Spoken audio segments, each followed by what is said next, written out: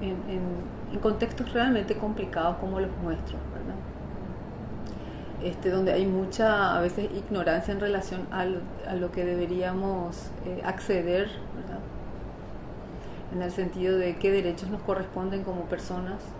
Y el no saber eso hace que muchas cuestiones estén como muy naturalizadas y aceptadas como normales, ¿verdad? Por ejemplo, situaciones que, otra vez, aplicando la lente de los derechos, nos dábamos cuenta que eran situaciones que todavía están fuera de agenda o estaban siendo mal abordados por los diferentes agentes de protección.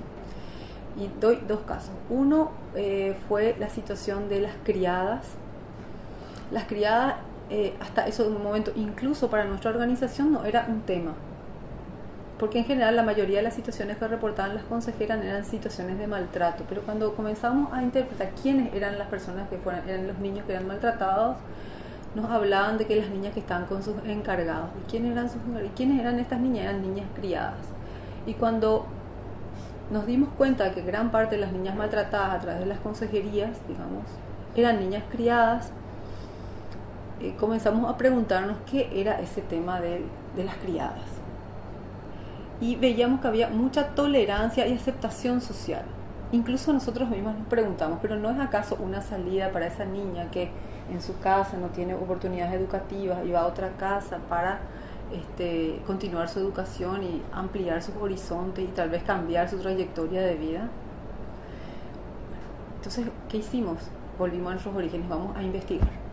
En ese momento no teníamos mucha experiencia de trabajo directo con niños y tampoco nos animamos a ir directamente a trabajar con las niñas criadas porque no sabíamos mucho cómo hacer, no teníamos mucha claridad conceptual todavía de cómo intervenir y no queríamos crear expectativas falsas en niñas pequeñas. Entonces lo que hicimos fue investigar quiénes habían sido criadas y ya eran adultos para reconstruir con ellos su historia.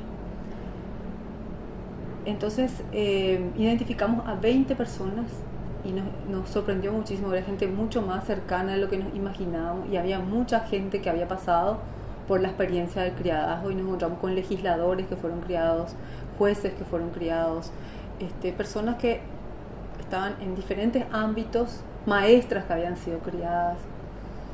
Bueno, y lo que hicimos primero fue incluir en nuestro equipo a una persona que había sido criada, porque ella tenía la experiencia, digamos, y tenía también una muy interesante experiencia y tanto profesional y laboral que podía enriquecer al equipo. Y además era indígena, era una persona que pertenecía a una comunidad indígena y había pasado por la experiencia del criadazgo, tenía una carrera política brevemente, entonces era muy interesante que se incorporara desde su visión y su experiencia de vida. Lo que hicimos primero fue unas entrevistas a profundidad a estas 20 personas que habían sido criadas y haciéndole preguntas de cómo había sido, reconstruyendo un poco su historia. Para hacer este proceso nos costó muchísimo porque no teníamos recursos, porque no estaba en agenda el tema del criadazgo. Entonces, gracias a la cooperación de Save the Children, nos consiguió $4,000, recuerdo muy bien la suma, para hacer esta investigación y luego una publicación. Estas entrevistas nos permitió definir efectivamente que era una práctica que vulneraba derechos fundamentales de las personas. Primero, vulneraba el derecho del niño a vivir en su familia. Vulneraba el derecho del niño a recibir educación y a vivir en su propia comunidad. Era un niño que estaba vulnerando su derecho a la protección, era un niño explotado, era un niño muchas veces maltratado, era un niño que vivía alienado,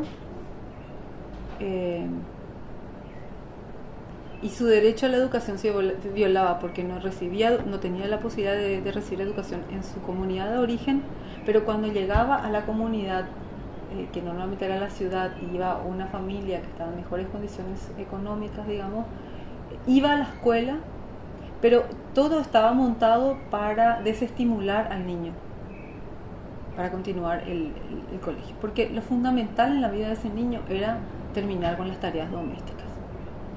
Y entonces la escuela para él era el único lugar donde el niño se sentía niño y podía vivir su infancia. Y también y las tareas escolares ya eran como una cuestión marginal en toda su agenda diaria. Luego cuando fuimos a trabajar directamente con los niños y niñas, construíamos con un reloj, porque ellos decían que no trabajaban al principio, y que ellos que sí estudiaban, y aparentemente en las primeras entrevistas todo estaba muy bien con ellos. Y luego con los espacios que teníamos en las escuelas, cuando ya después tuvimos recursos para intervenir directamente con ellos, y hacíamos un reloj que hacía en el día. Y ahí veíamos que se levantaba a las 5 de la mañana, que se levantaba mucho antes que los niños de la casa, los otros niños de la casa, que tenía que preparar el desayuno, que tenía que estar preparado para limpiar toda la casa, hasta que llegaba a la escuela, que era el turno tarde, y que muchas veces no iba a la escuela porque no terminaba las tareas domésticas a tiempo, que prácticamente no tenía tiempo de hacer las tareas, que creía que era una persona que no era muy inteligente, porque no podía tener buenas notas en la escuela. Entonces lo que veíamos así, incluso con las entrevistas, era que finalmente nunca terminaban la primaria, siempre salían antes, cuando llegaban cerca de la adolescencia, y se volvían un poco rebeldes, porque bueno, parte del proceso de sus patrones les expulsaban de la casa, entonces ellos iban a conseguir trabajo porque también ya querían cobrar, porque toda esta transacción se hace sin que el niño reciba ninguna remuneración. Lo que él hace es que paga con su trabajo techo, comida y la educación que recibe, ¿no? Bueno, con la lente de los derechos nos dimos cuenta que es una práctica que es muy similar a la esclavitud, y que teníamos que comenzar a presentar este tema a la sociedad paraguaya. Entonces lo primero que hicimos fue tomar estas 20 entrevistas que teníamos, y elegimos a 10 escritores nacionales y les planteamos el desafío de novelar esas historias. Entonces hicimos un libro con 10 historias de vida. De esas 20 quedaron 10 seleccionadas y se leyeron 10 historias, 10 historias noveladas, por supuesto ocultando la información de quiénes eran las personas criadas, ¿verdad? Y es con este primer librito que se llamaba Momburuche Tapugui, que significaba lejos de lo que es mío, de mi tierra, ¿verdad? Criadas hasta cuándo. Entonces comenzamos a visitar a legisladores, a gente de la cooperación internacional, y el libro tenía en la parte de atrás como una especie de postal, no sé, las postales. Y las postales, lo que le pedíamos es que saque y coloque bajo su escritorio para que no se olvide de las niñas criadas que hay en Paraguay. En el cuestionario que le hacíamos a las personas que entrevistamos en principio, la última pregunta que le hacíamos si es que ella iba a dar o no a su hija como criada. De las 20 entrevistas, creo que una sola dijo que sí. El resto dijo, había personas que decían jamás, nunca, no vale la pena, el precio que hay que pagar es muy alto, decían otras. Y una recuerda que dijo, yo comería tierra, pero mi hija nunca la mandaría como criada. Y con esa pregunta cerrábamos, digamos, y entendíamos perfectamente que no era una práctica que a la vuelta, haciendo como una revisión, decían que valió la pena, al contrario. ¿Sigue existiendo ese problema? Ese problema sigue existiendo en Paraguay, disminuyó un tanto, yo no sé si porque se afinó mejor los criterios de búsqueda en las encuestas nacionales, de hecho se incorporó para buscar específicamente también ahora, pero en el 2011 o 12 la Dirección General de Estadísticas y Censos lanzó una cifra de las niñas que todavía vivían en esta condición de Paraguay, y la verdad es que son muchísimas todavía, son casi 47.000 niñas que viven en esta condición. Digo niños porque son la mayoría, ¿verdad? Pero también hay niños que están viviendo bajo esta condición, ¿verdad? Y esta es una práctica que se sostiene porque el Estado está muy ausente en los lugares donde existen, digamos, las niñas criadas como potencial, que es el área rural, ¿verdad? Si bien disminuyó bastante la pobreza extrema y la pobreza en Paraguay a partir de la inversión fuerte que se hace en el gobierno del presidente Lugo, digamos, en el gobierno anterior, todavía son grandes los desafíos que tenemos en materia de pobreza y la ausencia que existe en relación a servicios públicos y servicios públicos significa servicios de calidad del Estado para responder a las necesidades de salud, educación, vivienda, salubridad, son todavía enormes en Paraguay, ¿verdad?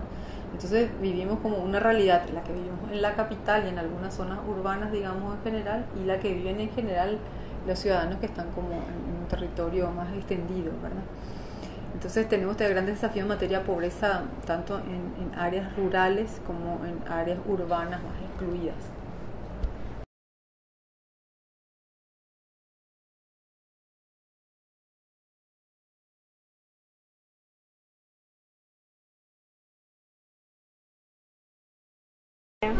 Bueno, tenemos aquí niños que son hijos de personas que antes consumían clefa y alcohol. Entonces estas mamás están en proceso de rehabilitación e inserción laboral. ¿Qué problemas en general tienen los niños que tenéis vosotros?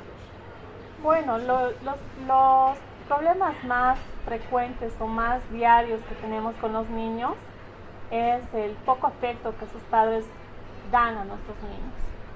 El afecto, es decir, el cariño que les demuestran los papás. Muchas veces por ir a vender o por consumir alcohol una vez a la semana, ellos descuidan el cariño de los niños. También la estimulación, ¿no? Muchos de ellos viven en cuartos que no tienen ni siquiera un cuaderno o un lápiz para enseñar a sus hijos. Entonces también niños de alto riesgo, porque muchas de nuestras mamás venden en la calle y estos niños están con los papás. Entonces lo que hacemos y lo que el proyecto apoya es que el niño se sienta aquí cobijado y protegido mientras los padres trabajan. Los niños que vienen aquí, la mayoría de ellos vienen de papás que venden en la calle. ¿Hay algún padre que realmente tenga un trabajo en algún otro sitio? ¿Son todos vendedores ambulantes? Son vendedores ambulantes, personas que antes, hace muchos años atrás, vivían consumiendo clefa y alcohol, y gracias también a la fundación que trabaja con Collera, ellos permitieron que los papás se inserten al campo social y laboral. De esta manera es que Fénix se conecta con estos papás y pueden trabajar con los niños. Cuando ya vemos que existe problemas de violencia, entonces nosotras somos las primeras en darnos cuenta. ¿Por qué? Porque ha debido haber una situación de pelea entre pareja, donde los niños normalmente lo expresan, no quieren comer, o no quieren dormir, o tienen sueños, o el que no hacía pis o caquita se hace en la cuna. Entonces ya son síntomas que nosotros podemos ya ver y trabajar, ¿no? Entonces la manera en que lo hacemos, y las tres trabajamos, es decir, hablamos con la mamá, o es que a veces el niño nos cuenta y nos dice, esto ha sucedido cuando son más grandecitos, o es que a veces vienen golpeados y preguntamos, ¿qué ha sucedido? Porque nosotros bañamos una vez a la semana a los niños. Entonces de ahí puedes ver físicamente qué está pasando. Entonces lo que se hace es hablar, ¿no?, de los derechos que tienen los niños, que no es golpearlos por golpear, que ellos tienen derechos y que no está bien que haya violencia en la familia, porque, es decir, hacemos dar cuenta a las mamás, ustedes vivían en violencia y nuestros niños siguen viviendo en violencia. Entonces, ¿qué está pasando? No está habiendo cambio. Y a esto mis compañeras me apoyan demasiado. Ellas son las que dicen, pero tiene que hacer esto. A ver, hay estas instituciones donde usted puede denunciar. Entonces nosotros solamente hacemos el acompañamiento y la orientación. Tanto no nos inmiscuimos mucho en los problemas, porque la que tiene que decidir es la persona misma para hacer la denuncia. O sea, ¿vosotros no podéis denunciar como institución? Podemos hacerlo, podemos hacer la denuncia, pero anónimamente. No nos podemos implicar mucho en los problemas ya personales de cada persona. Sí, porque si no, consideraríais a lo mejor que no trajeran a sus niños, ¿no? Ajá, sí. Entonces, frecuentemente hablamos con las mamás, las hacemos conscientes. También tenemos talleres, ¿no?, que están dirigidas a las mamás, que son talleres de derechos de los niños, derechos de violencia intrafamiliar, violencia en los niños, el alcoholismo, el consumo diario de alcohol, entonces autoestima, fortalecimiento familiar. Entonces son temas donde las mamás, y se podría decir que el proyecto está muy arraigado, se podría decir, con las mamás, porque ellas saben nuestro trabajo Y uno de los requisitos es que ellas asistan a nuestros talleres, de que ellas vengan una vez a la semana a cocinar y que nos puedan ayudar de esta manera, porque nuestras mamás no pagan ni un solo centavo. El proyecto es una ONG, entonces es para dar, pero también ellas tienen que contribuir, ¿no? Para que su hijito tenga una comida diaria. ¿Por qué solo las mamás? ¿Por qué no las papás? ¿No tenéis talleres para papás? Tenemos talleres para papás, pero la mayoría de las mamás que tenemos son casi mujeres que ya han vivido, que ya son separadas. Entonces muchas de ellas no cuentan con esposos, o muchas de ellas son solo abuelas, o solo es el papá. Por ejemplo, tenemos un caso de un niño que solamente vive con el papá, la mamá lo abandonó, el papá viene a los talleres, entonces es el único papá. Pues que a veces tenemos parejas y las parejas vienen, son 2 o 3 parejas que vienen, entonces sí implicamos, ¿no? Pero más que todo las mamás son las que más están con el proyecto. ¿Cuánto tiempo llevas aquí? ¿También llevas poco tiempo o más tiempo? No, yo cumplo ya 3 años ya. Hace 3 años. Entonces, ¿qué consideras que ha sido positivo para ti en esta experiencia? En esta experiencia para mí ha sido muy positivo los niños, el cambio de conducta que muestran los niños, porque llegan con una conducta terrible, no tienen respeto, no obedecen reglas, la conducta es terrible, y el cambio que muestran, que cada valor que se les da de decir el solo por favor y gracias, es el cambio que muestran los niños, y que ese cambio transmiten al mamá o al papá. Mami, la oración del desayuno, de la merienda, del almuerzo, transmiten eso. Para mí es algo muy positivo hacia los niños, que el cambio, aparte que aquí se les apoya mucho, se les llega a estimular, aparte se le apoya en el colegio. Vas a ir al kinder, prepárate al año, y él, sí, voy a ir al colegio, o sea, ya va ambientando, va madurando, va viendo sus metas. Hay momentos que se le llega a hablar y decir, ¿qué quiere ser cuando sea grande? Lo piensa ya tiene algo por qué ya seguir. Ya el papá, la mamá están fallando, pero se les trabaja, siempre se trabaja con ellos, porque los papás siempre, hasta incluso se llega a decir, más se trabaja con los niños, más te llegan a entender los niños que los papás. Esa es la verdad, porque los niños llegan a madurar más rápido que los papás. El niño te llega a entender más rápido que los papás. No vas a alzar, ya, el papá, no vas a hacer, ay, lo piensa y lo está dudando. Eso es algo muy positivo de los niños que yo veo en todos estos 3 años, que el cambio que muestran, que cada año van madurando y creciendo y desarrollando todas las bajas estimulaciones que tenían. Está grabando, ¿eh? Sí, estás aquí. Si vienes aquí ya no te ves, si vienes aquí la ves a ella, ¿lo ves? Y si te vas ahí, te grabo yo, ¿ves? Ya, vamos a ver. Si queréis salir delante, ahí, ¿ves? Mira. Pero que no sale bien.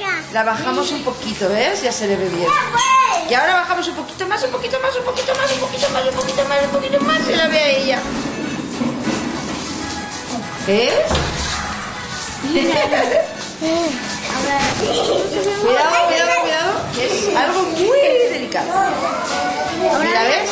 Si tú te pones delante, claro, pero no te puedes ver. Pero ahora te estoy grabando, ¿ves? Sí, ¿cómo te llamas? ¿No tienes nombre? Helen. ¿Helen? Te llamas Helen, ¿eh? ¿Y vosotras? Cecilia. Cecilia. ¿Y tú? ¿Cómo te llamas tú? Diana. Diana. Muy bien. ¿Y cuántos años tenéis? ¿Y cuántos años tienes? Hay que hacerlo así. 5.